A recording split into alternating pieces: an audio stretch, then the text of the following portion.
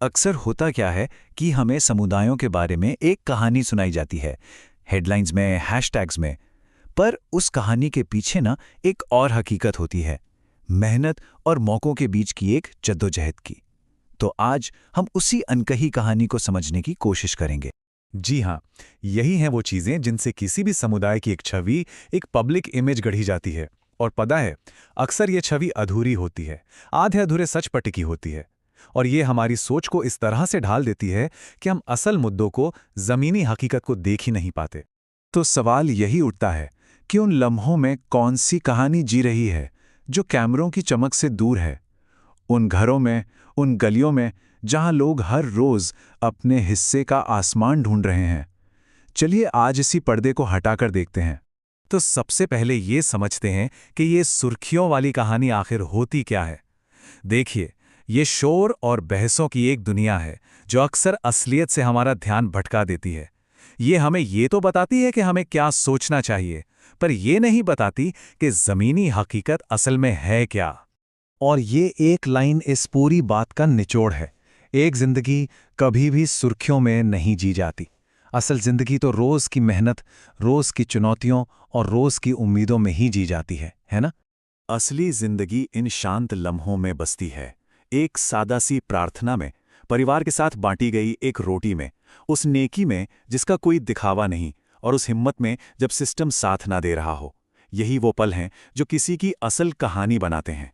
अब देखते हैं कि इन अधूरी कहानियों और छवियों का बोझ कितना भारी हो सकता है, और ये बोझ सिर्फ सामाजिक नहीं होता बल्कि आर्थिक भी होता है।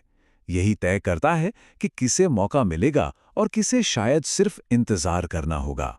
सोच कर देखिए, जब किसी का नाम ही उसकी काबिलियत पर शक की वजह बन जाए, जब नौकरी के लिए दरवाजे और लोन के लिए बैंक सिर्फ नाम सुनकर बंद होने लगें, तब समाज में एक बहुत गहरी खाई खुदने लगती है। और तब सिर्फ इंसानियत ही नहीं टूटती, बल्कि देश की तरक्की का सपना भी टूटता है। क्योंकि सीधी सी बात है, जब एक बड़ा हिस्सा पीछे छूट जाता है तो पूरा देश एक साथ आगे नहीं बढ़ सकता। इस बात को जरा समझिए, पहचान अब सिर्फ ये नहीं रह जाती कि कोई क्या है, बल्कि वो एक बोझ बन जाती है। एक ऐसी चीज जिसका हर कदम पर बचाव करना पड़ता है, अपनी काबिलियत को बार बार साबित करना पड़ता है। ऐसे में जो खामोशी दिखती है, वो सिर्फ खुद को बचाने का नहीं, बल्कि सिस्टम से थक जाने का भी संकेत होती है। और देखे कि कैसे रोजमर्रा की चीजें, एक प्रार्थना, एक दाढ़ी या एक स्कार्फ, इन पर शक के सवाल उठने लगते हैं। ये सिर्फ पहचान के प्रतीक नहीं रहते, बल्कि मौकों के रास्ते में दीवारें बन जाते हैं। लेकिन इन सब दबाव के बीच एक खामोश सी हिम्मत भी जन्म लेती है। ये कहानी है उस जज्बे की जो मुश्किलों के बावजूद हार नहीं मानता और हर दिन एक नई उम्मीद के साथ फिर से खड़ा होता है। ये स्लाइड इस लड़ाई को बहुत अच्छे से दिखाती है।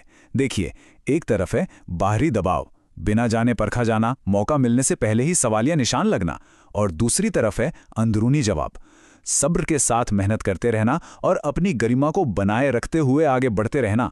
ये गुस्सा नहीं, ये आत्मसम्मान की लड़ाई है। और यही सबसे जरूरी बात है। ये कोई एक कहानी नहीं है, ये लाखों जिंदगियां हैं, लाखों सपने हैं जो रोज अपनी जगह बनाने के लिए लड़ रहे हैं।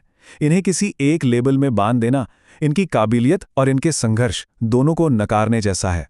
तो चलिए अब हम आते हैं अपने सबसे अहम हिस्से पर।